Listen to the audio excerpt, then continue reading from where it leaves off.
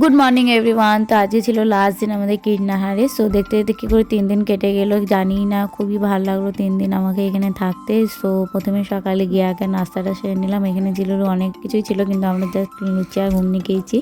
তারপর এখানে আঙুর খেয়ে নিয়েছিলাম। তারপর ডাইরেক্ট একবার আমরা লাঞ্চে চলে গিয়েছিলাম। সো লাঞ্চে একটা ভালোই খাওয়া দাওয়া করে আমরা ঠিক করলাম যেহেতু লাস্ট দিন, সো আমরা আজকে ছুটির আমন্ত্রণে যে পার্কটা আছে ওইখানেই যাব। সো আমরা সবাই মিলে সেই যেমন কথা তেমন কাজ আমরা চলে গেলাম সেখানে। আর এখানে গিয়ে তো আমার মেয়ে দোলনাগুলোকে কোনো মতেই ছাড়ছিল না। এখানে আরও একটা দোলনা ছিল দেখতে পাচ্ছি, ও খুবই এনজয় করেছে এগুলো।